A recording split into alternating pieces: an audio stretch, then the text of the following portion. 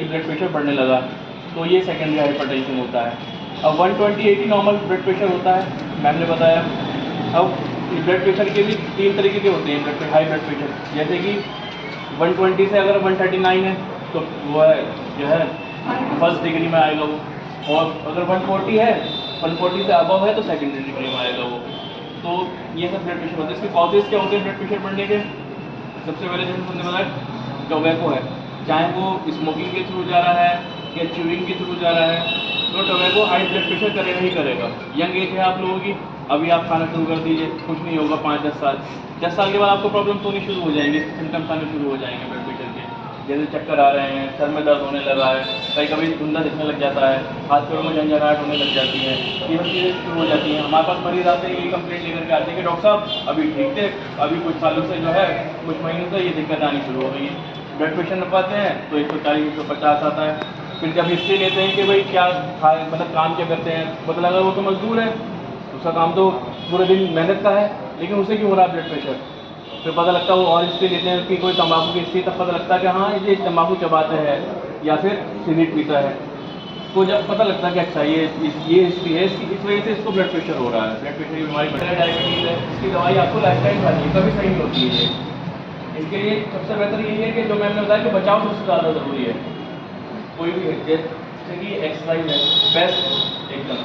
Sugar है आपको, BP है, इन सब चीज़ों के लिए एक्सरसाइज वेसल्स जो है उस हिसाब से उस चीज़ को अपना लेनी है, उससे प्रेशर को, तो वो फिर आगे ब्लड प्रेशर की बीमारी नहीं होती। इसी वजह से एक्सरसाइज करने से हमारे पैनक्रियाज से इंसुलिन रिलीज होता है, तो इंसुलिन जब ज़्यादा रिलीज होगा तो हमारी जो सेल्स है जिनमें इंसुलिन सेंसिटिविटी है वो सब जो है बढ़ जाती है, तो इंसुलिन सेंसिटिविटी बढ़ती है तो डायबिटीज़ होने के चांसेस कम हो जाते हैं। तो एक्सरसाइज तो सबसे ज़्यादा ज़रूरी है। फिर अगर किसी को डायबिटीज़ या ब्लड प्रेशर है तो उसका वेट रिड्यूस करने के लिए बोलते हैं कि मेरा वेट रिड्यूस कीजिए, क्यों? जब जो कोई होती है ब्लड वेसल तो उसमें फैट जम जाता है, तो उसकी वजह से मतलब वेसल नैरो होती चली जाती है, पतली होती चली जाती है बिल्कुल, जब फैट जम रहा है अंदर से तो रास्ता बंद होता चला जाएगा। वही बता रहा है आपको पाइप में, एक पाइप के अंदर अगर हम कोई सामान डाल रहे हैं, पत्थर डाल रहे हैं तो वो पतला होता चला जाएगा, जितना पतला होगा, अब हम देखते हैं ना पाइप को हम दबाते हैं तो प्रेशर से एकदम जाता है, तो ऐसे अगर जब वो पतला होगा तो प्रेशर बढ़ने लगता है आर्टरीज के अंदर, वेन्स के अंदर, तो उससे क्या होगा ब्लड प्रेशर बढ़ने लगता है। तो इसलिए अगर जो कोई मोटापा आदमी है या फिर जो है बहुत ओवरवेट है तो उसको एक्सरसाइज करने के लिए जाएंगे, वेट रिड्यूस कीजिए, आप डाइट कंट्रोल करने के लिए कहेंगे, डाइट कंट्रोल सेंटर होता है वो एक्टिवेट हो जाता है इस चीज़ से कि हमें प्लेजर जब भी मिलेगा जब हम सिगरेट पियेंगे या हम तम्बाकू खाएंगे। आदमी को किसी और चीज़ से प्लेजर नहीं मिलता, खुशी नहीं मिलती, वो जब तक सिगरेट नहीं पी ले, कोई टेंशन हुई जाके तो एक सिगरेट पी ली, कोई टेंशन हुई तम्बाकू कोई काम करना है तो तम्बाकू मुँह में डाल लिया, काम करते करते। देखते नहीं हम जितने भी मजदूर लोग हैं या खुदाई करने वाले होते हैं या और भी लोग होते हैं, वो मुँह में तम्बाकू डाले रहते हैं, काम करते रहते हैं, उनको हैबिट बन गई है, उसके बिना उनका काम होगा नहीं, उनको प्लेजर किसी और चीज़ से आएगा ही नहीं। तो इसलिए हमें जो है इन सब चीज़ों से बचना है, जो इसके बचाव, अगर हम बचाव पे काम कर लिया तो हमें हाइपरटेंशन की बीमारी कभी नहीं होगी। जैसे मैंने बताया एक्सरसाइज करेंगे डेली रूटीन में, योगा कीजिए